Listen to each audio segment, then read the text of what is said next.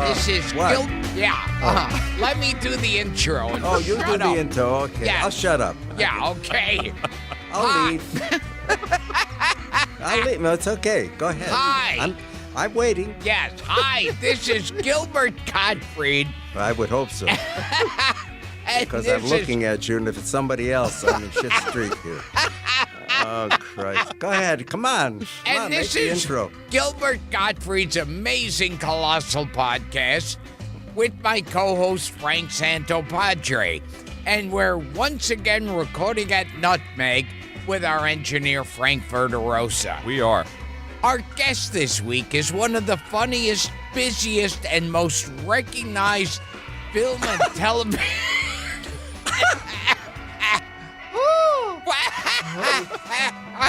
Who the hell are you talking about? Yeah, and television actors of the last 50 years. Recognized in the mall, we mean, Gino. Yes, you'll see me in the mall. That's right. And at the DMV. And I'm very big at the DMV. I'm looking at you now, and you look kind of familiar. No. Somebody said that to me yesterday at the DMV. She said, all right, you look in the camera, smile. I know you. I know you. I said, does that mean I don't have to take the written test? Another guy said, you'll take the written test. They all know the reason why. All right, let him get through it, G. What? What are we doing? Are you done? No, Gee, it's long. Robert, you really prolonged It this hasn't thing. even started. It's long. Oh, my God. Yeah, you've seen him in movies Yes. like Surely. Man of La Mancha Ah, yes, with a great film. It's a with great Peter film. O'Toole. Yes. How sweet it is. With Yes, with Debbie. yeah, with James Reynolds. Garner. Good old James. with Viva the bad Max. knees. With what? Viva Max. Oh, yes, there was another one. With Peter Ustinov. He was great. And don't forget Johnny Winters was in that. Yes. Oh, yes, I was just about to say that. Oh, I'm sorry. I'm reading your script. Now I don't have to. Yes. Monsters, Oh, Inc. gee. What? With Billy Crystal. Monsters, Inc. Were you in that? No. Okay. Okay, we'll cut it What's out. the matter with All you? right, so... Wait a minute. Monsters, Inc. was a cartoon or Yeah, something. you did additional Yes. voices. Well, how would I meet him? No, you well, were we in do. it. We just said you were in it. Okay, that's... like in when he was okay. walking out of the men's room. And Then I met Yeah, him. That's yeah. right. Okay. That's right. Angels and Demons Yes. with Tom Hanks. He's our Jimmy Stewart. Okay. Yes. He's He's also our Jimmy Stewart. Great guy. I love him. He's a one. We did. What the hell did we do? We did television together. He's just the sweetest. He's a lovely man. Tom And Hanks, he's- you mean? Yeah. Yeah. Who might? Well. Who, Oh, I thought you were Bugs talking about Bunny, Jimmy what? Stewart. Jimmy Stewart. I never met Jimmy Stewart. Okay. Well, But you know who I did meet? I did meet once Gregory Peck. I couldn't believe it. Hang we were on to both in a that one. flower Wow. shop. Hang We on. were both in a And- flower shop ordering something, and they brought him a cake, and he was eating a cake, and I said, "How do you do, Mr. Peck?" And he said, "How do you do?" And the flower guy said, "Oh, you don't know Gino?" I said, "No, Gino. This is Gregory Peck." I said, "I know that. I just said hello, Mr. Peck." And he said, "How are you?" I said, "I'm fine." I said, "Listen, I'd like to get into the academy. How do I do that?" He says, "I'll sponsor you." wow. Wow, he Hello. did. Simple as that. Oh yeah. Far out. Oh, it was amazing. It's just Okay. amazing. Okay, we got more intro here, Gino. Okay. Oh, He's Jesus. so Why do we intersperse the intro with the conversation? Shit, no, I think Okay, that'd fine. be great. That'd be just great. What's the matter? No, hey, it's never been done. That's true. It's never been done. You know, we could break new ground. well. He's been on popular TV shows, including The Flying Nun. That's right, with my dear friend Sally. Yep. Listen to me. I'm total Hollywood. Did you hear that? Yes, my Sally. dear friend. Yeah. Sally. I work with her. She's an adorable woman. My dear friend. I never been to lunch. That's terrible, folks. It's let's be truthful here. I just work with her, and she's adorable. And it was my first show, The Flying Nun. That was my first. First, we got to. Are you through, Gilbert? Yes, I'm taking a nap. Oh, Yeah. good. Okay, good. Because I'm tired too. You so- played. You played a used car dealer. That's right. Yep. No, yes, I did. Yes, I did you several did. with her. I watched it. Yes. Oh, well, that'll teach you. Yeah. Anyway, that was my first show in where are we? Hollywood. Hollywood. I was in. We were doing Men of La Mancha. We had just arrived from New York. Kylie, myself, Joan Diener, yada, and we opened the Amundsen. The Amundsen was a brand new theater, and we inaugurated the theater. And so we did the Man of La Mancha. It was 16 weeks. I said, "What the hell am I?" 16.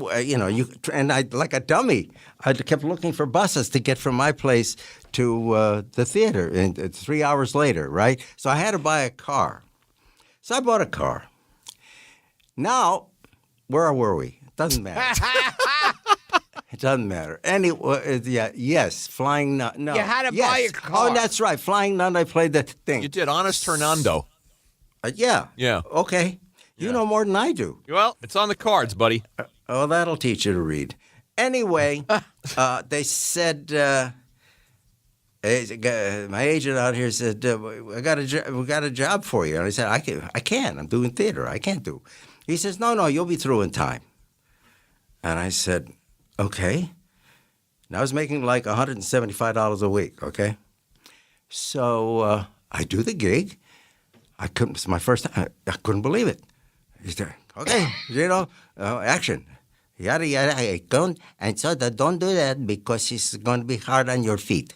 Or whatever the hell I said. And then the guy said, thank you. And I went home. And the check came. The check came. $1,500. I didn't do anything for it. Wow. Nothing.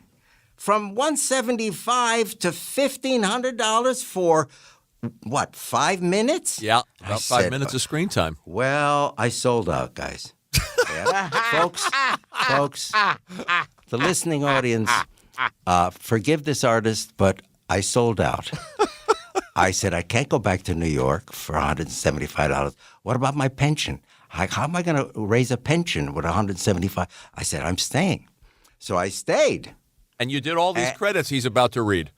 Oh, we're still introducing? Okay, yeah. go ahead. Yeah. But Okay, don't let me bother you. Go through a couple of those, Gil. And you were a good friend of Sally Fields, were you not? Absolutely. Absolutely. Sure.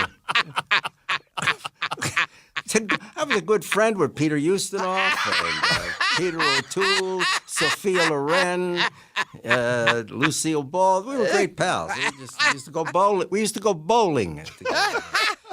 What's the matter with you? And God, you were on Love American Style. That's where the first time I met Tom Hanks. Oh, wow. Yeah, we did the Love American Style. I was playing some kind of a bellhop or something, and he came in with this girl, and I'm making this all up because who the hell am I? Who's going to know? Hey, and who's going to know? It right? sounds like a Love American Style plot. Yeah, it was that. I did a lot of bellhops. Speaking of bowling, he's got. I'm going to do a segue here, Gino. That was quite a segue. He's got Get Smart on here, and I watched you on Get Smart, and you were a control agent, and you were concealed in a ball return in a That's bowling right. alley. That's right. Do you know how hard it was to get in there?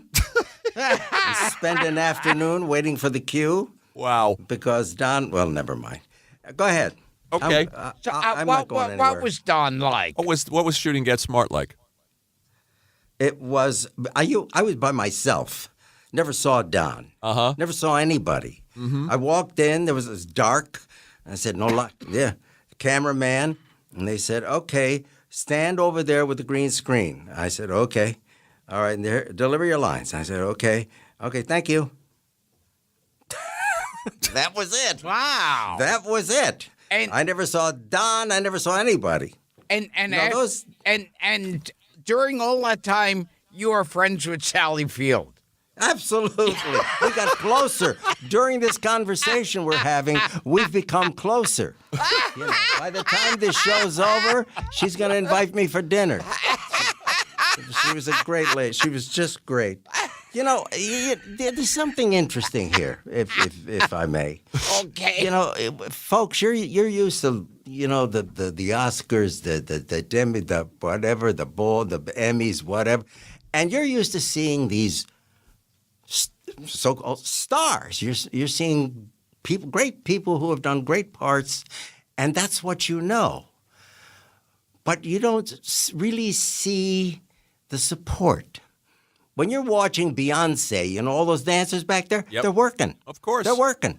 You know, Bruno Mars, all those guys back there, they're working. Bruno Mars is a star, but you see, when you're a journeyman actor, as I have been all my life, and I just love it. I love what we do, and I know you do too, Gilbert, because it's a privilege. Yeah. It's a bloody privilege to be able to do what we do because it's a service. But I got to tell you, when you're a journeyman actor, life is a little different as opposed to the white way, of which I've been on. Yeah. Anyway, you get a call from your agent, folks, and your agent says, Gino, yeah. I said, well, you have to go to university, you have to read for a part. I said, oh, okay. I said, what's the part? And he says, you're the assistant assassin. I'm the assistant assassin? That's right. You go get the that's right. I want you to go read. You have to be there at 3, bring a lunch. And he's right, because you walk into a room, there are 3,000 guys who look just like you. And you go in, and finally you get to read, and the man says, I know it's one line, Gino. It's just one line, but it's germane. I said, oh, germane? I never had a part that was germane. It's integral. And integral? Wow, I don't know if I can handle that. I'll do the best I can. So he says, it's just the one line, but don't. It's very important. I said, oh, okay. He says, now here's the line. Okay. All right, Louis, where's the money? Or you end up deep 6. And I said, he says, you want to take the script and go somewhere and study it? No, I said, I think I can. I'll do the best I can for you. The one line, I can do that. So he says, okay, take it away. So I say, all right, Louis, where's the money? Or you end up in deep 6. He says, oh, the director says, wow, that's fantastic. I love it. It was just wonderful. I'm so pleased you came. I wonder if you could do me a favor, Gino. I said, sure, I'm here. He said, I would like to add a little color. I said, you want a little color? Yeah. I said, I would like just a soupçon of heft. You want heft? Yeah, just a soupçon. Don't go over the top. No, I wouldn't go over the top. But heft, okay. I think I can. I think I can give it to you. I said, all right, read it again for me. All right, Louis. What'd you do with the money? What? You're gonna end up in the East River. Yeah. Oh, wow. That was some reading, Gino. That was fantastic. And the heft there was not too much heft. No. It was just, that's the kind of stuff you do. Yeah. Your agent doesn't call you and say, when you're a journeyman actor, the agent doesn't say, there's going to be a car for you at 5 o'clock. Ridley Scott wants to see you about the part of King Bachagaloop III of Sicily. Bachagaloop. And I said, Bachagaloop III. And he says, yeah. I said, what's it about? He says, it's very simple. He says, it's about this king, yeah, who is in Sicily, yeah. And one of his guys comes and he says, King, there's a lot of crap going on the seashore. I said, what do you mean? He says, a lot of guys down there. A lot of guys I never saw before. They came in boats and the whole thing. And he said, so what? He says, I think they're marauders. I think they're going to take over. What? Hey, assemble my army. So he assembles his army, and he goes to the coast, and he says, Mamma mia, look at all them boats. Holy cow, and big. And look at the guys, and the girls. The girls have got that. Look what they could do with swords. Holy, and I tell you what, you go down there, and you invite them for lunch. So they come and have lunch with King Bachagaloop. And it's great. And eventually, the marauders assimilate in the Sicilian society. A couple of them open up pizza parlors right on the coast because location is very important. You know, our engineer See, we don't do that. Yeah, I know. Well, I want to go over some of those journeyman roles that you're talking about, Gino, but Frank, our engineer, just informs us that we haven't said your name yet. It's okay. It doesn't matter. The introductions normally are long. This one's like a 3-hour introduction. But it's fun. We're talking to the great character actor, Gino Conforti. And here he is with us. Now, he's going to plow through these real quick. I'm going to go through It kills us. Oh. Plowing. Here's Lucy. Yes, you worked with Lucille Ball several times. Now we're talking giant. We are talking giant. This woman was the most extraordinary artist I've ever worked with, among others. First gig I got, I was told, be careful. Mind your P's and Q's. Watch out. She's a toughie. Make sure your lines are learned. Hit the spot. Don't screw up. I said, Jesus. Oh, okay. So I arrive, and she's charming. Sweet. Mm-hmm. She introduces, she walks over and introduces herself. I go, hello, I'm Gino. And she says, yes, I know that. She says, we're going to do this scene together. I said, yeah, I'm looking forward to it. So we start the scene. I played a thief. Yeah, it was a burglary. That's her it. House. Here's burglary. Lucy. Yeah, right. So we're going through the scene. We're rehearsing. And she says, okay, we'll go through the door there, and then you jump over the thing. And I go, Lucy, that's not going to work. Well, you could have heard a pin drop. I mean, everybody on the set just dropped their jaws. They were waiting for Lucy to just give me what for. And she looked at me, and she looked at the DP and the director, and she says, you know, he's right. He's right. And make sure you follow him with that camera. And subsequently, we did a lot of other things together. And she was so gracious, so lovely. I found her to be quite an artist because you don't deliver what she could deliver without being an artist. Well, interesting. I mean, you never had any problems with her? Ever. You did Bungle Abbey. Do you remember doing Bungle Abbey with her and Gail Gordon? Yeah, absolutely. Yeah. Absolutely. I played the guy who kept ringing the bell. That's right. And, it was her first directorial That's right. pursuit. It was you, Gail Gordon, Charlie Callis, and Guy Marks. Oh, Right. jeez. Oh, it was incredible. How about that, Joe? And we put it was on tape. Mm-hmm. So we were on a stage with the thing, and we're all walking around with these gowns on, like I did with the Angels and Demons. Right, I looked good. friar's robes. Yeah. Yeah, I used to look good in it. Anyway, so she directed, and she'd stop you. Said, "That ain't fun. That's not fun. No, you have to move." You know, she was good, She knew comedy. just good. Yeah. Yeah. So we're ready for taping, and she's not there. And they're saying, where is she? Where's the booth? Well, she should be in the booth. The booth, folks, is the recording area of a taping. You all know that. You've been to tapings. And she's supposed to be up there directing.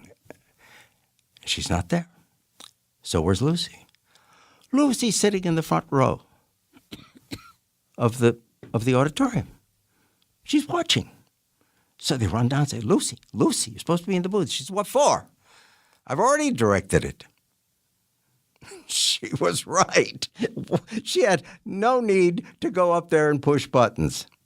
That's the tech's job. Wow. And it worked. A pro's pro.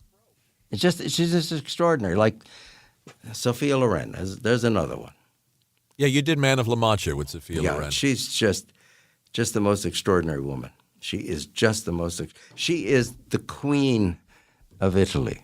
She's adored, and and you can't say enough about her. One day we were doing La Mancha, and she had a scene with Peter, and she had to go to him, and she made a slight trip on one of the cables, just ever so slight. She didn't fall down, just a slight trip. Well, my friends, the set closed down, the cameras stopped, people were rushing to her, craft service, people from the offices. If you were driving by, cars would stop. Transportation stopped totally. This woman is, I should say, she's still with us. Is an adored woman. And everybody going around, get the doctor, get the hospital, call the Mayo Brothers, all that stuff. And she's fine. She goes home. She's back on the set the next day. Nothing wrong. Her ankle's not taped, nothing. So I walk over to her and I said, Sophia, how's the ankle? And I lift up her foot and I caress her ankle. And she says, oh, Gino, it is much better now. I said, I'm so glad. He says, but it is the other ankle.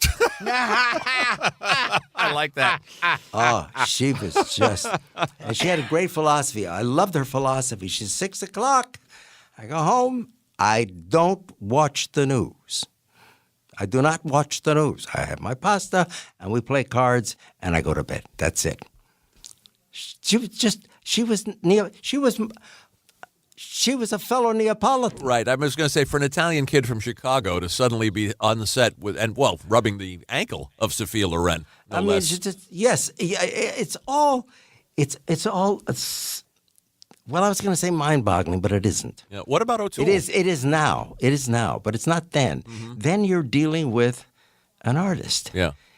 Someone who shares your privilege of being able to entertain. That's Gilbert. I mean, you know that. You got a gig in Chicago. There are 1,000 people waiting for you.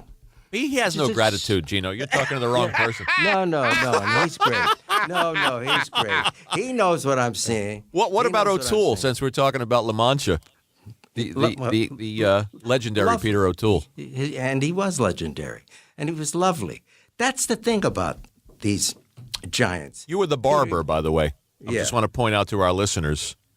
Peter Ustinov, all these giants were gracious and giving because we were fellow artists. It's just like that story I told you about Lucy. All the star thing, all that nonsense disappears. It evaporates. Mm-hmm. So the major stars, you never had trouble. You never saw like a difficult thing with them at all. Never. I worked with Donald Pleasance, Charles Gray. Charles Gray knitted a sweater. I'm wearing it. Charles Gray. How about Zero? Zero? You're in the original Zero. Fiddler on You the want Roof. to talk about Zero? Total madness and brilliant. And you know, he's a fine painter. He was a miniaturist. Yeah, we had his son. We had his son on this show. Jonathan Winters. Jonathan Winters, yeah. But we had Zero's son here, Josh. Josh, yeah. Yeah. Zero was extraordinary.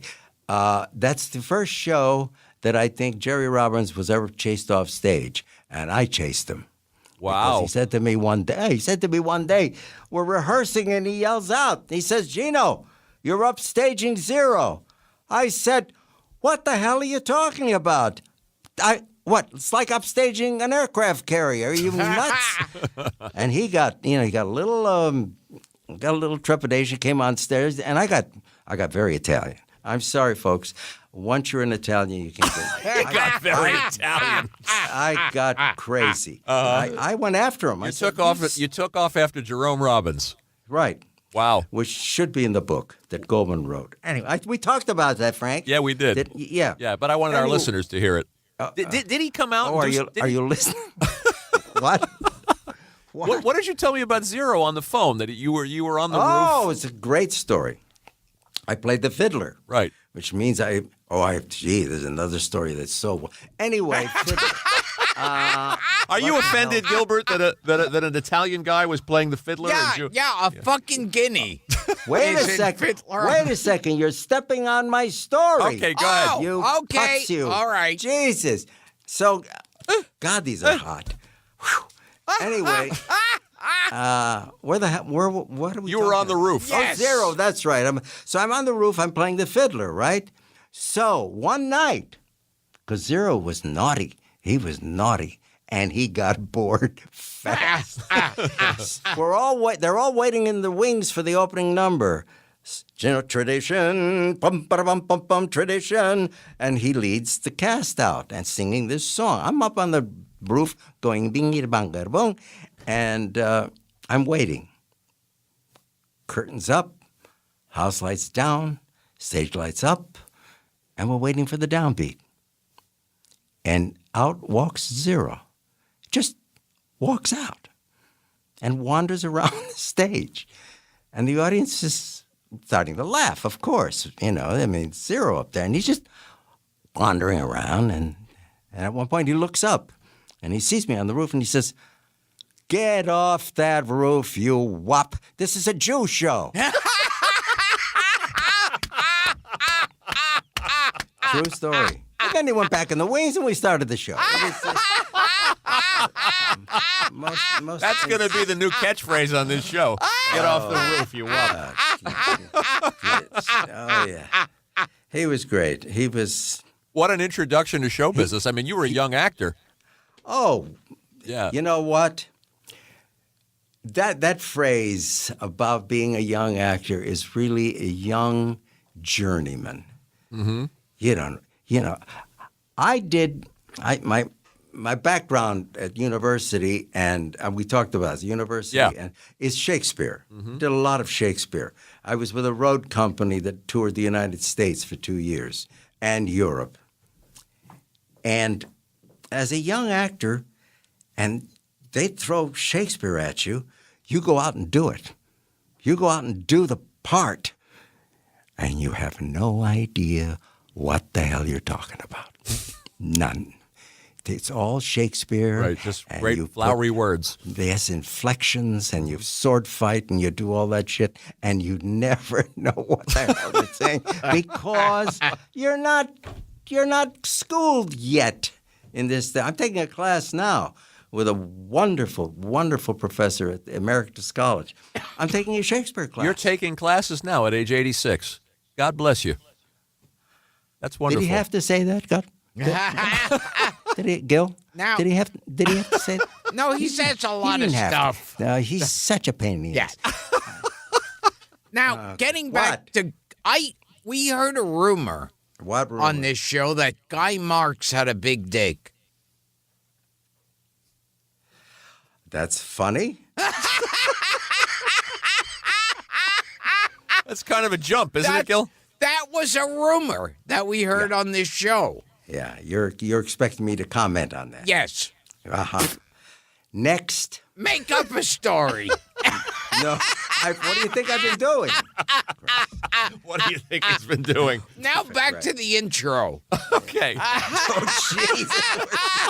I can't believe we're doing intros. Yes. What? Go The ahead. Mary Tyler Moore Show. Yes.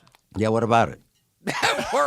Were you on it? Yes, he was. Yeah, I was on it. Next. Damn Any recollections? Yeah, I did it. He I was did Roy the show. Martoni. I did the show. I He did was- it. What? Well, let me ask you. Do you have great memories of every single thing you've done? Yes. Well, you have had an extraordinary experience because no, yes. Well, Mary Tyler. What can you say about Mary Tyler Moore? She was sweet and she was dedicated and she was talented. Yeah, and a great straight man for all those people around her, all those other bananas. Oh yeah, they were one. That's where it's interesting because we're talking about journeyman actors. There are all kinds of bananas. There's second bananas, third bananas, fourth bananas. Angels and Demons had the star, but you had to have some guy walking around in a red dress to deliver a line. Mm-hmm. And it becomes important. Of course. It becomes important. But we love the journeyman actors on this show. We love character actors. they're We've had a bunch of great ones. It's a privilege. It is just a privilege. I can't tell you, because you're doing a service. You know what it reminds me of? A 747 about to take off. This is to me has always been the epitome of what we do. You're sitting in the 747, and it's takeoff time. And you hear the engines revving. And then you hear, ladies and gentlemen, we're about to take off. Make sure your chairs are up, and you grab the handles of your seat, because it's going to be white knuckle time. No, he doesn't say that. So the engines begin to get louder and louder, and the plane begins to taxi down the runway. And it goes faster and faster, and you're sitting there, and it rises in the air, and you hear the landing gears retracting, and you know you're on your way. And the thing that's interesting, it is the most dangerous part of the flight, because you can't turn around. And that's exactly what it's like when you put your foot on stage. Those people are out there, they paid their money, they're going to look at you. And when you finally step on the stage, that's the butterflies, the anxiety, the sense of adventure. But you're going to do something. You're going to serve. You're going to give. And they may laugh, they may cry, they may throw tomatoes. It's all worth it. That's a great attitude for a performer. Gil, do you feel that way? That you're you're of service? Oh, You know, Gilbert's hoping that there'll be a flood in the club, and they'll come and tell him he won't have to go on. Do I have that right? yeah. That the sprinkler system went off. My dream is that the manager will come back and say there was a flood, a fire, and here's your check. Go home. It's a little close to Gino's. Many a play I've done, I felt exactly the same way. It's tough doing Moliere with high-heeled shoes on a rake stage. I couldn't wait for the entire theater to just collapse. What was that wonderful? I was doing, what was it? Shakespeare, yes, in a college all over the country. 9 months of touring. These were The Players Incorporated? That's right. Yeah. And these were one-night stands, and we did it all. We had the cast and the truck with the costumes and the set and the whole thing. We used to arrive, set up, do the show, take the set down, and go to the motel, have 2 hours sleep, and then get up and do the same thing. But this one, oh God, there's so many. But this one was wonderful. It was a small college in the South, and they were excited. They were excited. And we were doing Julius Caesar, get out of town. So we're about ready to go on. And young student with a camera says, "Y'all mind if I take pictures while you in the performance?" I said, no, it's just as long as there's no flash. No, sir, we don't have no flash here. I just gonna take a picture. I said, great, wonderful. Yes, we look forward to you. I'm going to put it in the school paper. I said, wow, that's wonderful. Anyway, we're on stage. Caesar's up center. I'm down left. I play Casca, okay? And in I'm waiting, and Caesar's going yada, yada, yada. And I look to my left, and there's the photographer. He's on stage with me. In the middle of a Shakespearean performance. Clicking away, my dear. I peed. And in my best Gielgud voice, I said, "Speak hands for me." And I went up and I stabbed Caesar like 2 cues before the eyes in he couldn't believe what was happening. Meanwhile, all the other guys had to follow me. So we were stabbing Caesar and screaming with laughter. Meanwhile, we look up, because it's a bundle of togas now in the middle of the stage. And we look up, and there's the guy. That's really funny. Here's a question about Man of La Mancha. Do you remember any of the songs, Gino, that you sang? You remember the Golden Helmet. The Golden Helmet. I was just going to ask you about that one. Yeah. That was a It was a fun song. But it was that was The Golden Helmet of Mambrino? Mambrino. Can you sing any of it for us? Sure. Golden helmet of Mambrino. I suppose you want me to finish it. It was a short song. That was I'm not gonna beautiful. finish. It's a very short song. Beautiful. I got a tear. Yeah. Now- Speaking of tears, you got more to say? No, I was going to say, do you remember like Ted Knight and Ed Asner? No, No, he didn't have scenes with them. No, No, just I by don't- yourself. Just Mary and Rhoda. Oh, okay. Mary and Rhoda, Can I yeah. get back to the intro? Oh, okay. Why not? We're still into that. Hey, this could be a new thing. This could be a new thing because people are bored hearing what I have to say, and then you come in and you do something. We've Those poor invented people, a they're format. They're probably looking at the radio. You remember looking at the radio? My family used to look at the radio to hear Jack Benny. That's great. We all do it. We'd sit around and go, listen to Jack Benny and Amos and Andy, and we'd watch the radio. Don't you remember doing that? Of course not. You're all 12. Well, I think we both grew up with TV. Yeah. But we did. Gino and I did talk about Sidney Greenstreet on the phone, Gilbert. Oh, wow. One of your favorites. I was asking Gino what actors he admired when he was younger, and he said, and Sidney Greenstreet came up out of the blue. Yes, it did. And I'm going to kick it off now because what we were really talking about was Orson Welles. Ah, that's correct. Okay, so good. That's a good story. Talk to him, Gilbert. Please talk to him. And he has a script. I can't it's a very believe disjointed this. interview, Gino. Jesus. But yeah, tell him the Orson Welles story because that's good. Great. There's another giant. And you think, oh my God, Orson, well, what the hell am I doing on this? It was a remake of It's a Wonderful Life. Yes, we and discussed it was on the show. Christmas. It The hell happened was one it called? Christmas. That's it. It happened one Christmas. I was a factotum. I pushed him around in the wheelchair, and at one point we had a small scene together, and he did his thing, sitting in a wheelchair, and it was my turn. The camera turns to me, and it's the lights, and he says, "Action."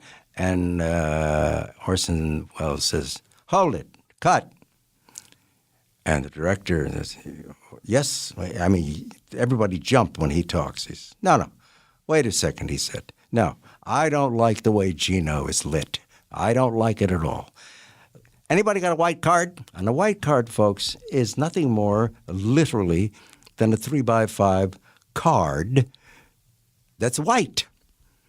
He put it on his lap and began to focus the light on my face until he felt that I was correctly lit.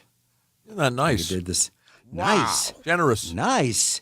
That's, mind-boggling. When you're working with someone like that, it's just, you go home and I said, I don't believe that just happened. The The nicest man. The director of Citizen Kane Right. did that for you. Yes. How about that? And other people had less than pleasant experiences with him from time to time. Frank, I've been very fortunate. Yeah. I've been very, very fortunate. Everyone I've ever worked with has been charming, gracious. Until today. giving. No, today is the pits. Today is the lowest I've ever been. And I can't wait to get the hell out of here. Have you ever worked with Sally Field? We're back to Sally Field again. What is it with this Sally Field? He's messing with you. Jesus. Can I get back to the introduction? Please. Oh, God.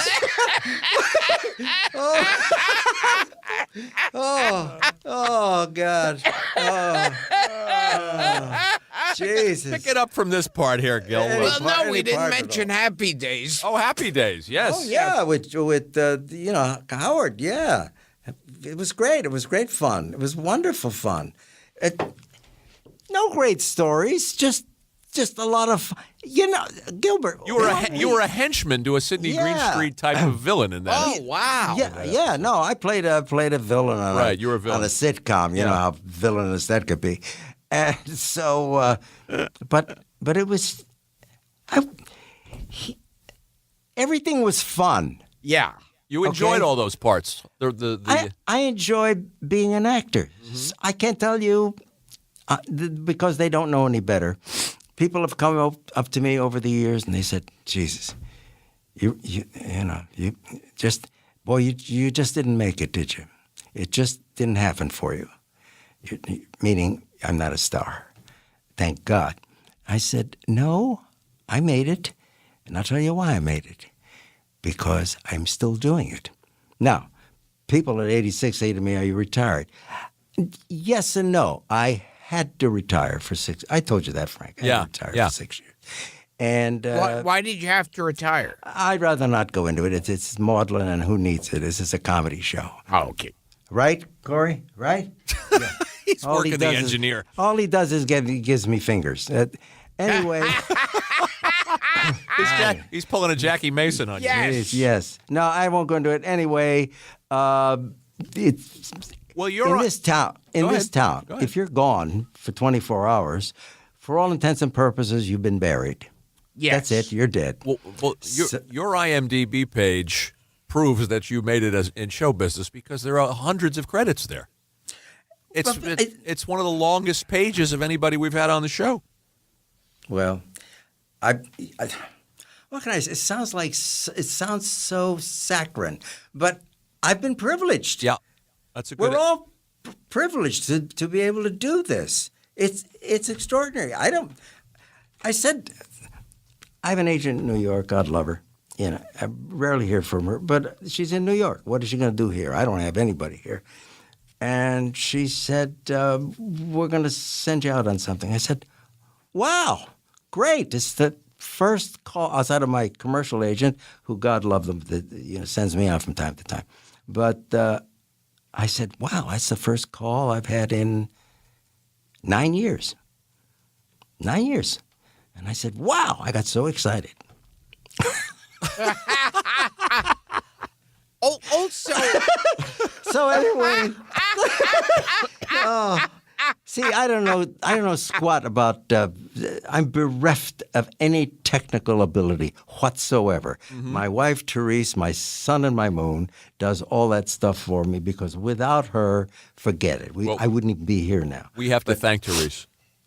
and being an actor like you, like if something fails, if something bombs, the star then takes the blame for it. Of course. Yes. And it's very unfair. It's extraordinarily unfair.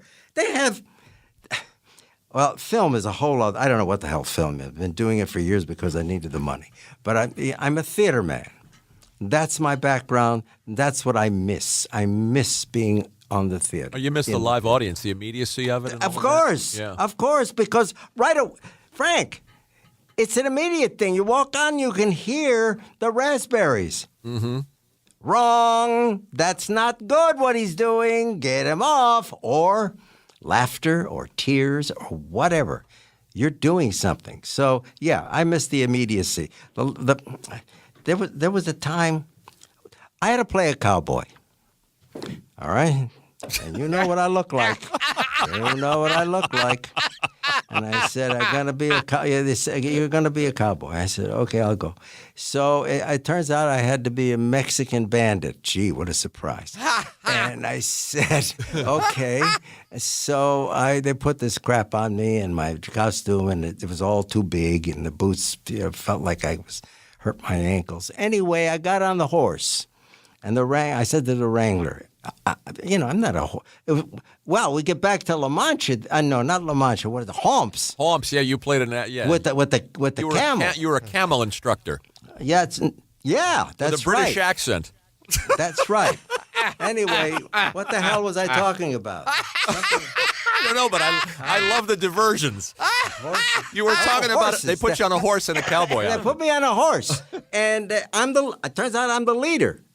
And Right. that's, I'm the leader of this gang, and they're all behind me, and I'm on the lead horse, and I say to the wrangler, I'm not quite familiar with horseback riding. I hope that this is...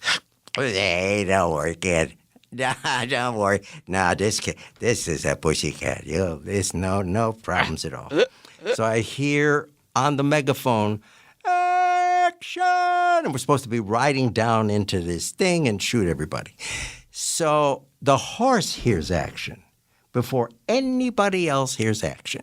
And this horse took off, my dear, just took off. Like you can't believe, leaving my gang behind, and I'm straddling this thing, holding on to the saddle horn, screaming at the top of my lungs. Meanwhile, the camera's on.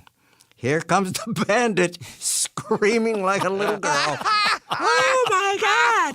Oh, stop, please stop. But the camel was fun. I tell you what, I had to learn how to fly it. No, you dump. Ride it. Ride it. Yeah, Homps. You're talking about Homps? Yeah. Yeah, with James Hampton. You played Haji Ali. That's right. The camel instructor. Yeah, the Arab camel instructor. Right, but he had a British accent because he went to Oxford. He went to Oxford, yes. He spoke like this, had a monocle and stuff like that. Anyway, this is based on a true story about the West and how someone in Washington thought it'd be a good idea to not waste horse flesh. Let's teach them how to give the cavalry. What was that animal? We just camels. Yeah. I'm 86. Leave me alone. Where did you pick up your gift for dialects, Gino? Because I'm looking at these parts, and I was telling Gilbert on the phone, they cast you as a Frenchman. They cast you as an Arab. They cast you as... You were French balloonist. I have a story for you. Okay. Three's Company, right? Yep. Okay. You were Felipe. I'm Felipe. I do the cooking and the washing, and I can't stand Jack Riddles. Okay. Now I get a call to do a part on Three's Company. So they send me the script. And I look at the script and I start to laugh. It's pretty good stuff.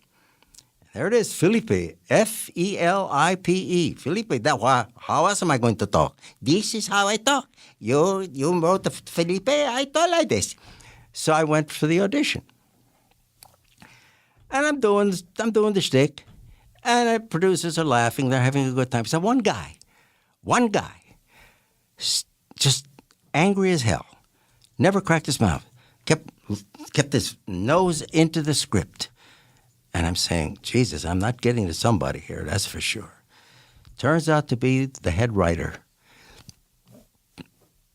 Well, I get hired. Come to find out that whoever typed the script, they used to type in those days, whoever typed the script did not spell Felipe, but spelled Philppe, Philippe. The author of this particular character had written a Frenchman. Oh, that's great. I got Philippe, so naturally I went. He didn't know what the hell was going on. Oh, that's so funny. You mean that character from Three's Company was designed to be a Frenchman? That's right. And he misspelled Philippe. Wow. No, he didn't. But Somebody, they give it to one of the typists. Now, yeah. do you find that's a great story? You did so many of these wacky foreign characters that nowadays people would be extra sensitive about.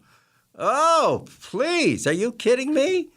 We're in a strange period of time. I can't believe that we have to call this the beginning, the era of the woman. That's absolute madness. The era of the woman began when the guy in the cave said, Matilda, keep the water boiling because I'm coming back with a saber tooth. And I want you to put this... Matilda. I want you to put the saber tooth. Okay? So, what the hell are we talking about? About your foreign characters. And Yeah. No, these... No, he's talking about political correctness of political correctness. Yeah. I don't understand. The women have been the powerhouses of the world since the world began. The only difference is that it became a patricycle.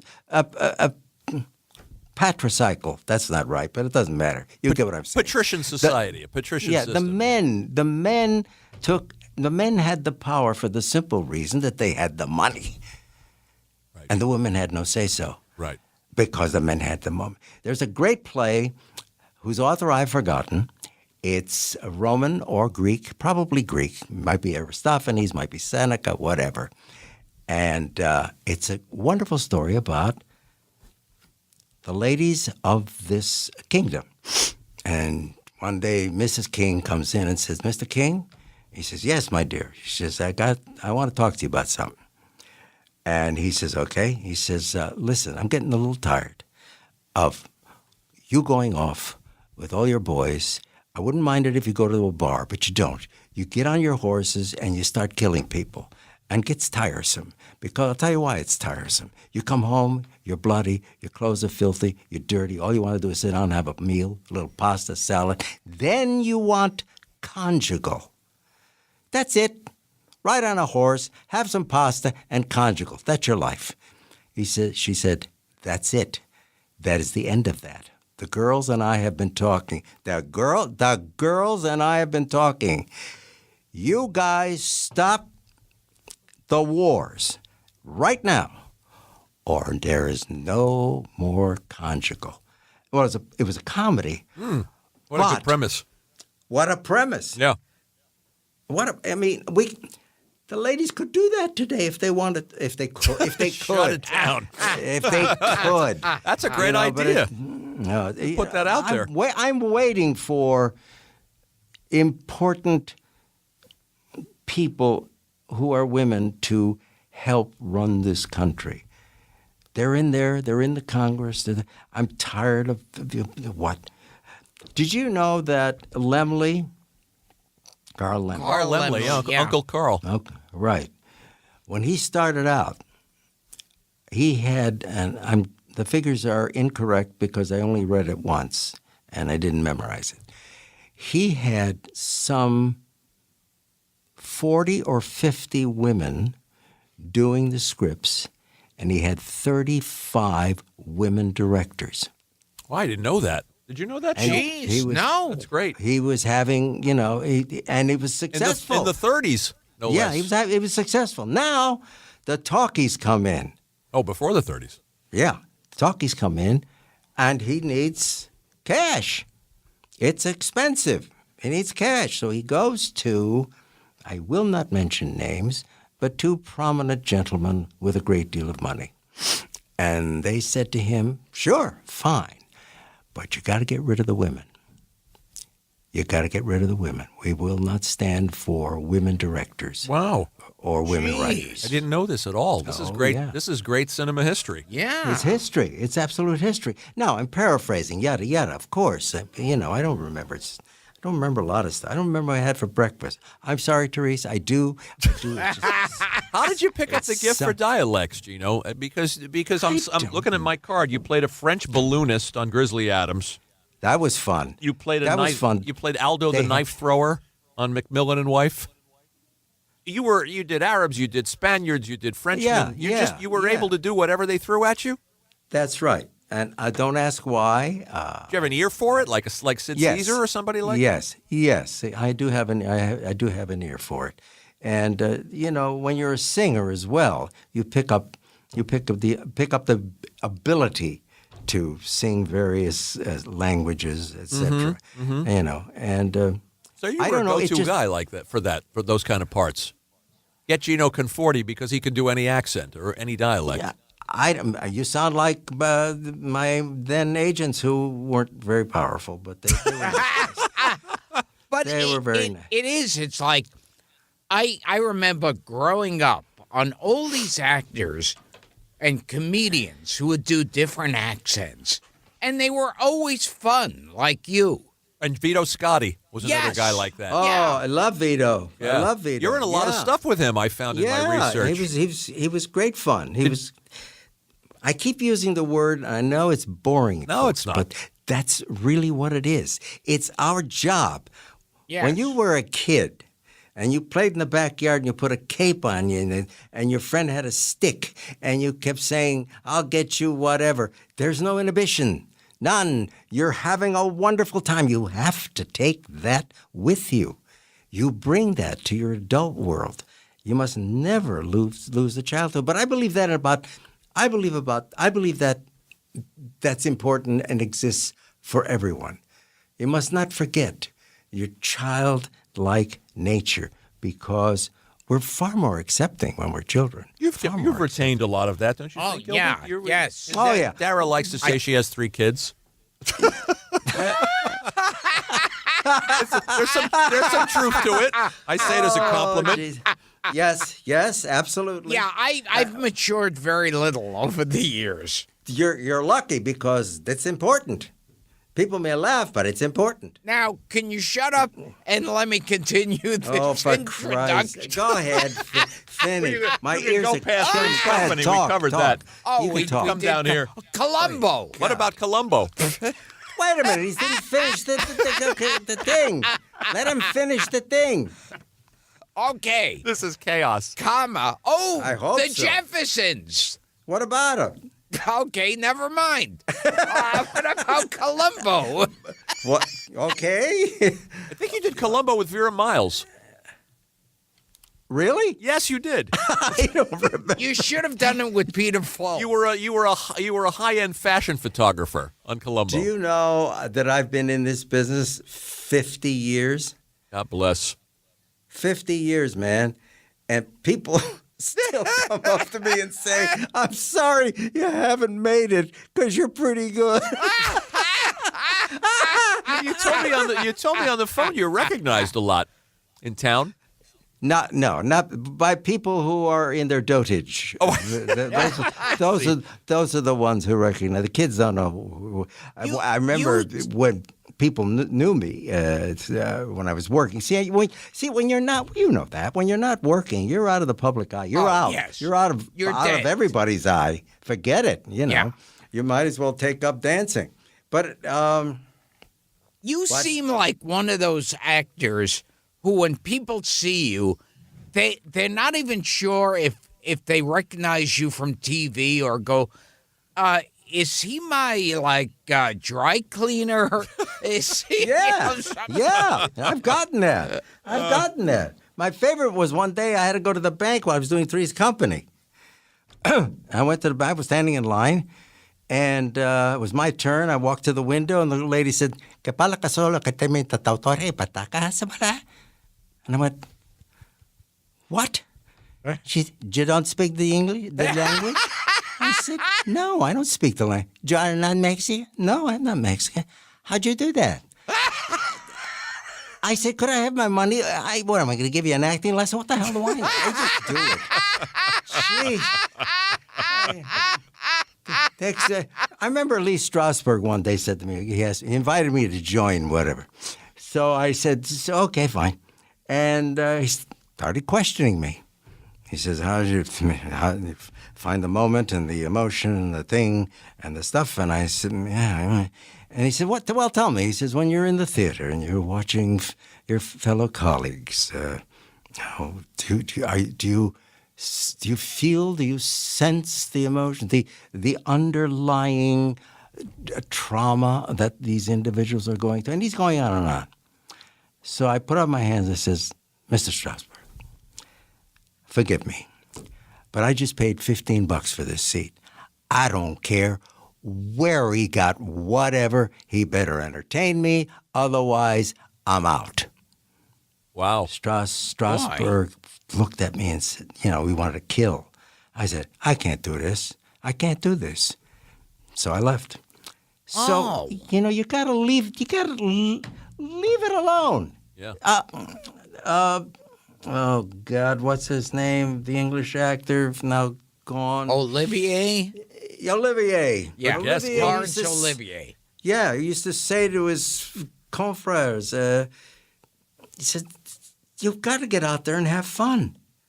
You've got to get out there and have fun." He would be talking with his colleagues, and his cue came up, and he went out and began to say, "To be or my be," or whatever. You understand? So if you don't have the joy, whatever it is you're doing, that person who's out there listening to you is not going to reciprocate. they won't know what the hell you're doing. I think that's one of the reasons that people like this show so much is that we have That's so much. exactly we have so much pleasure doing it, and we do it That's so exactly- much for love. At least I do. I think Gilbert is. Yeah, What? I'd like to go home now. Yeah, I'm bored. I am so bored. God. And I'm tired, and it's. I'm you not know, getting any past joy my out nap. of talking to you. Jeez. Now both What? of us, Yeah. I just realized, have worked with John Ritter. I mean, I worked with him on the Yeah. Problem Child movies. Talk to us about John Ritter a little. John Ritter was a mensch. What can I say about John? John was gracious, always great, and he always left space for you. But what I mean by that, folks, when you're doing a scene, and it's my turn to talk, and it's his turn to talk, it's the way it works. But John would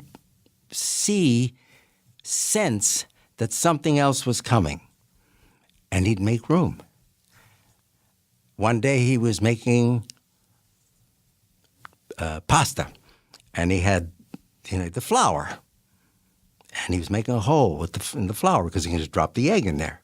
She's making a hole, and I put up my hand, and I said, "Wait a minute." I pulled out a tape measure from my pocket, and I measured the circumference of the hole, and I looked at it and I said, "That is a good hole." Great. He was like that. He was just. He'd let you. He'd Well, that's the way the show was. I mean, Sure. the director said, "Guys, we're doing cotton candy."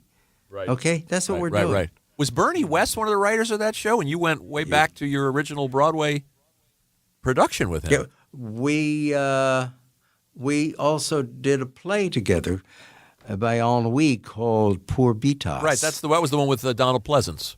Donald Pleasance, Charles Gray. Right. Isn't that funny though that you were on Broadway with Bernie West? He stops being an actor. He becomes a writer, becomes a comedy writer, very prominent one for Norman Lear. Very much so. And Very then much you so. end up working with him on a sitcom 30 years later. It's a The weird. circle goes around. Yeah, The that's a circle fun goes turn around. of events. Yeah, and you never know. You just never know who you're going to run into. It's just amazing. You work with Okay, Vic you can Tayback a finish. lot.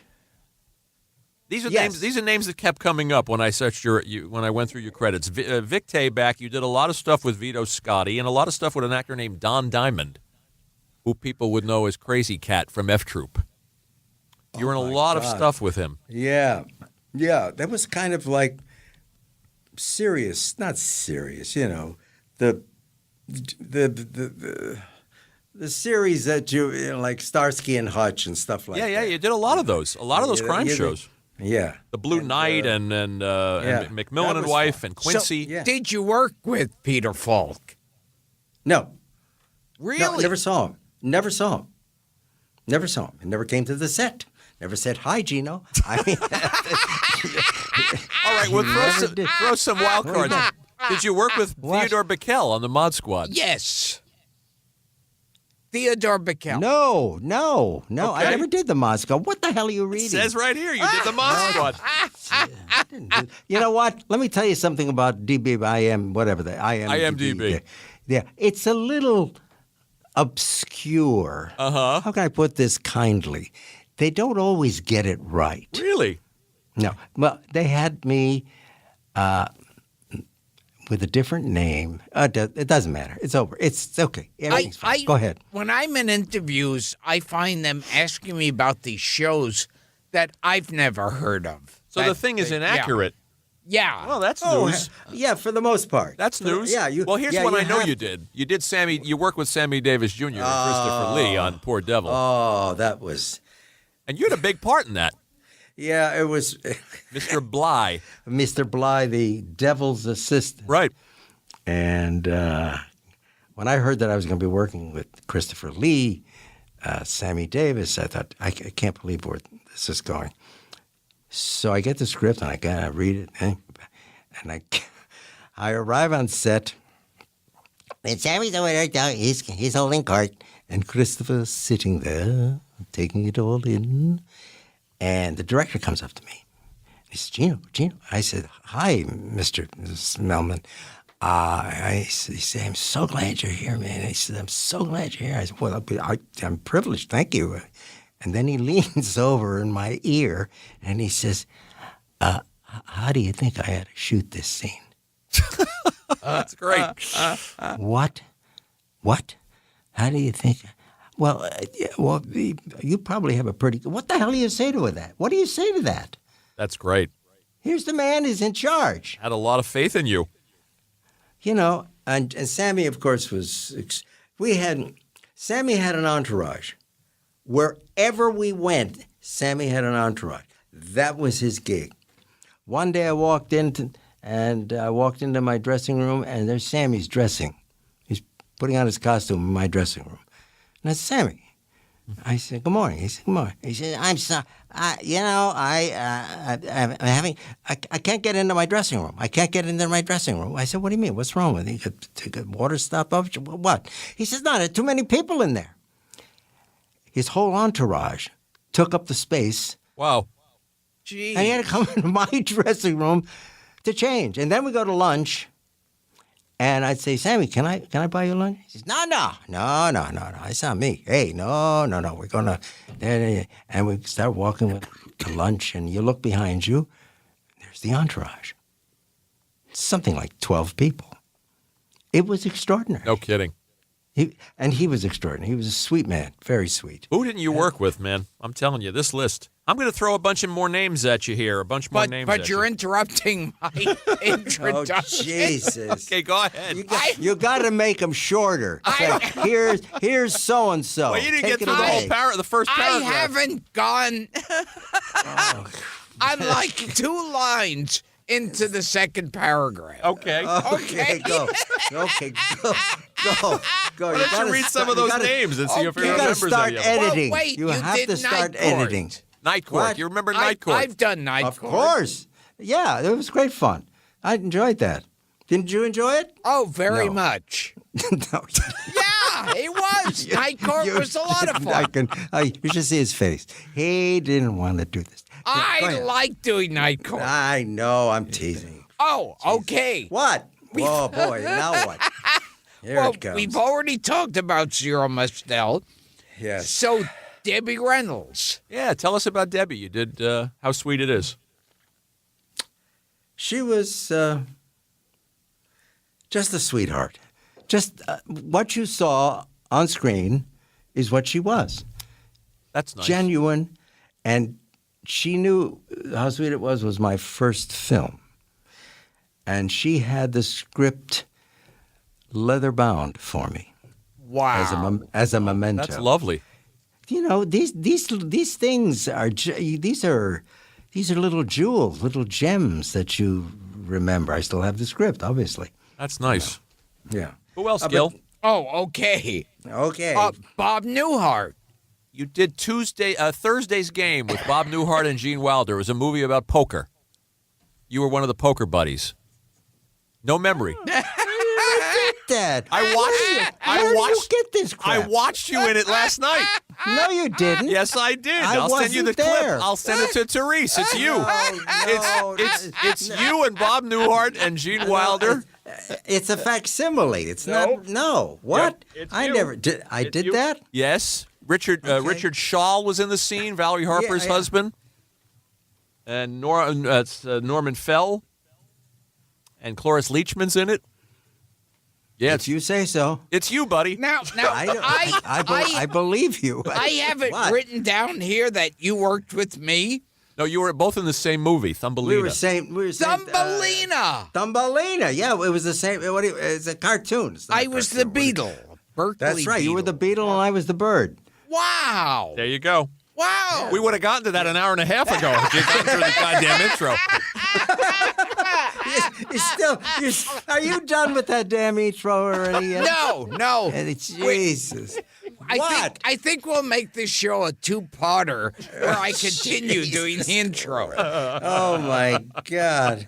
And Henry Winkler. Yeah, that he had scenes with Happy Henry. Days. Yeah. Yeah, absolutely. He's a nice guy. He's a lovely man. I've run into him from time to time when he's come to visit on sets, people he knows. He's a lovely man. The thing about it is they're all lovely people. How about Jack Cassidy? You have any members of Jack Cassidy? Oh, yes. You did She Loves Me with him and Barbara Cook. Absolutely. He was really a diva. He was, Oh, wow. oh no, he was great. He was great. I talked to him in the dressing room, and he was putting on his makeup and making sure he Kind of had a John Barrymore thing, Jack Cassidy. Kind of. Yeah. I mean, he was by himself. He was an individual. He was really an individual who took care to be care. Do you realize that that's not a sentence? How about Jonathan Winters? Lovely. We know you guys became friendly after you did Viva Max. Yeah. You said he came to the house for dinner once or twice? Came to the house for dinner and he sat down and never finished the meal because he was on. Oh, wow. No, but that's his gig. Great. That's his great. gig. When we were doing Viva Max, I mean, he had everybody in stitches, right? Because that rolling mind of his is much like Robert Williams, which I think he emulated. Williams emulated, at any rate. And he would just go and go, and it's bottomless, and you can't stop laughing because it's brilliant. And had you called him, Gilbert, when he gave you his number, you could have had a Yes. similar experience. I met him. Oh, and he gave me his number. Yeah. But I always, when I get celebrity phone numbers, it's kind of to me like when you get a girl's number and she'll say, you gotta call me. Call me. Here's my number. Here's my cell. Here's my work number. Call me. Don't lose that. And then you call them and you go, hi, it's Gilbert. Yeah. And we met at the so-and-so party. Yeah. And I've had that with a couple of celebrities. So you never called him? yeah, I never called Jonathan Winters. Never called George Carlin. And I never called Norman Fell. Those were the three celebrity numbers. What do you need them for? You got Gino Conforti. Exactly. No, but the point is, Gilbert, I think maybe it's a little bit of distrust, suspicion. What do you want? Exactly. Why are you calling me? Yeah. That's what I think it is. Well, you felt you didn't have a purpose to call them, right? Wasn't that part of it? It was just this schmooze, right? Go to lunch. Yeah. Schmooze. Yeah. But Just- I'm yeah, sure you don't a want lot of- anything. A lot of them feel like, oh, God, he's going to ask a favor of some kind. Oh, yeah. And that's why I never call anybody. I never call anybody. If they want to talk Both to in me, the same boat. please pick up the phone because Like, and I would don't be- text me. I don't do that. Don't email me. I don't understand it. You want to talk to me? Pick up the phone. Yeah, I always feel like any one of these celebrities, if they called me, I'd stay on the phone for 10 hours. Hell yes. But I'm not going to call them. No. Yeah. No, I understand. You've worked with a name that I think has come up once or twice. Where on you the going with show. this? Cesar Romero. He has no memory of working with Cesar Romero. Would you please do me a favor and throw that list away because it's All right, I'll tell you what you did wrong. with Cesar Romero. No, I didn't do anything with Cesar You Romero. did a movie called Don't Push, I'll Charge When I'm Ready, which was about an Italian POW. It was you and Soupy Sales and Avery Schreiber Wow. and Jerry Colonna. I was in that? Yes. Indeed you were. Okay. Okay. But You sure? you had no experience of him. None. I didn't do it. Well, make something up about that. yeah, Well, then yeah. how about Don Knotts? You work with Don Knotts on Three's Company. Well, yeah, Three's Company. How'd you like him? He was lovely. He was just lovely. Just sweet, quiet. And we get on the set, and he was just Don. And it was just, you felt him all around you. He was just another giving artist. You never got the sense that you were working with That's nice. a major star I never had that experience. I've lovely never to had hear. that. I never. Richard Kiley, La Mancha. Wow. Yeah, Richard Kiley. He was in the original stage La Mancha before I was the in movie. the original. I was in the original, and he was such a gentleman. He always greeted you. He didn't always get that, because other things on people's mind. That's the way I look at it. If they pass you by and they forget you're there, I always figure something's on. Something's going on in their mind. But anyway, Richard would stop by the dressing room and say, "Hi, Gino, how you doing?" I said, "Dick, thank you. Fine." And he gave me a great description. He says, "Gino, you're the Italian raccoon." Italian raccoon. Because of the circles under my eyes. Can I tell you how many makeup people try to hide that? It's stupid. If I lose those circles, I can't talk. Forget it with the thing. Oh, The Italian raccoon. and before Donuts, you worked with Norman Fell. I think he was on Three's Company later. After yeah. Fell went to you're- the Ropers. Ropers, that's it. No, I never did a Roper. No, he just worked with Furley. Yeah. As we wind this down, I'm going to give you your choice. Wait. Did you finish the I'm introduction? I'm not finished with the introduction. Well, we're at the 90-minute mark, so you should. Jesus. Finish it already. Jesus. This is the only time that this show's been on the air where the entire show went by and I haven't finished the intro. Well, he did this already. He did Orson Welles. Turn the page. It's Gilbert. all Turn done. the page. It's all done. It ends right. with the Orson Welles story. Oh, did I mention What? Our guest today is Gino Conforti. No, Yeah. it doesn't matter. It doesn't matter. They're sitting there listening. Who? What? Who's that? Okay, last memory. You were What? was B. Arthur in the original Fiddler on the Roof with you? Absolutely. Okay, so B. Arthur or James Coco? Who do you want to tell us about? I had very little to do with Jimmy except in La Mancha. La Mancha. And actually, I had very little to do with B except she was a fellow artist. Because our paths never crossed. I mean, we did our job, and we didn't go out to lunch together or anything like that. And Jimmy, the same thing. And Jimmy was doing Sancho, and it was fun to watch. But we didn't break bread together or anything like that. He had other fish. He didn't make an impression on you. No, that's not true. No, I mean you're talking personally. Yeah, either way. Did we exchange phone numbers? You remember doing the Croft Comedy Hour with Red Fox? Or is that bullshit too? No memory. Gino is miming the word bullshit. Okay. Jesus. I think I'm out of bullets. You don't think I would remember Red Fox? Well, this is what we got. Oh, God. And have Hey, you next, what? have you ever What? met Sally Field?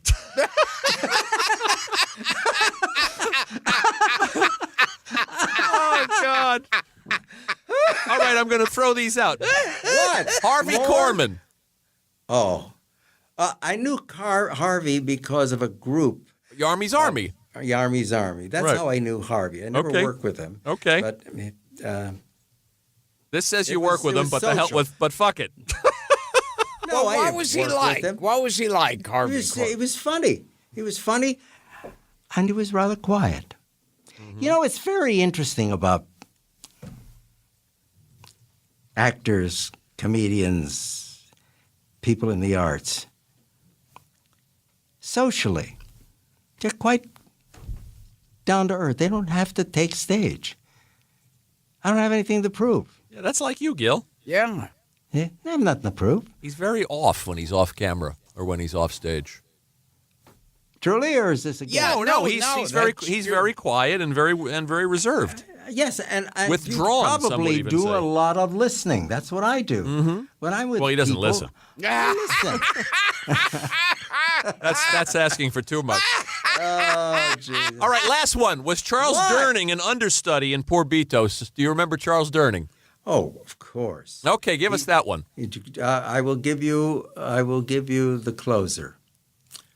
Charles Durning came up to me one day, many years later. We both frequented the same supermarket.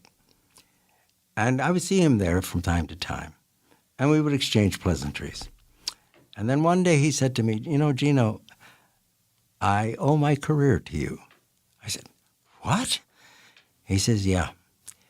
You inspired me to continue to do what I do now. And I went, yeah, right. Mouth open, no retort, and a compliment that just washed over you. And he walked away, and that was the end of it. And I don't know what I did. Wow. I have no idea what I did. How about that? Frank, we affect people. We all affect each other. And we don't know that. We don't know we're doing that. And it's not planned. And we don't say, I'm going to say. One of the mysteries of life that we don't know what impact we've had on other people sometimes. None whatsoever. Yeah. Yeah, it's interesting. You came a long way from Chicago, Gino, to work with Sophia Loren and Peter O'Toole and Jackie Gleason and Lucille Ball and Charles Durning and Richard Kiley and so on, and Orson Welles, for Christ's sake. Yeah, I was blessed. What a journey! Yeah, it's been a great journey, and it's been fulfilling. People who don't understand keep saying, "Oh, geez, it's too bad you didn't become a star. You got to go to the Golden Globe." And I can't explain it to them. They don't want to hear that.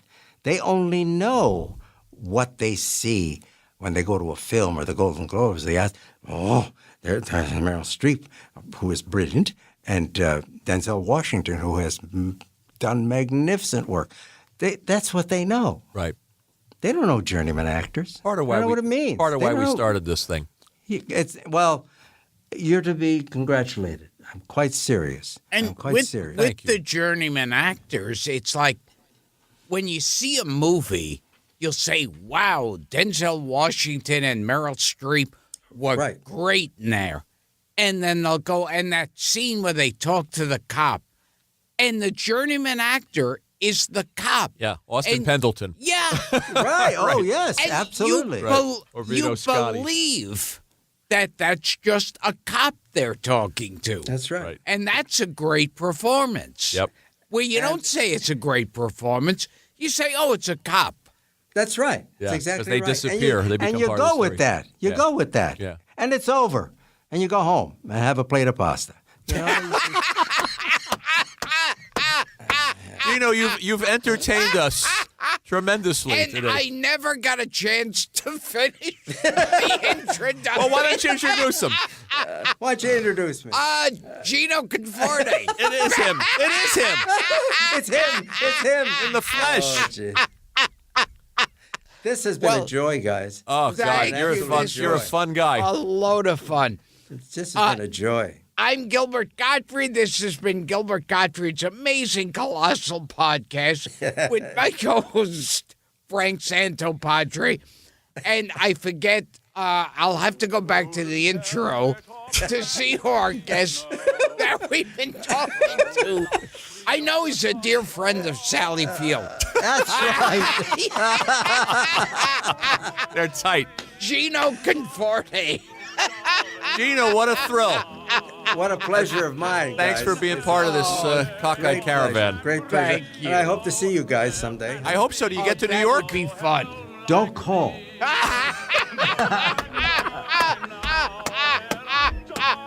Don't call.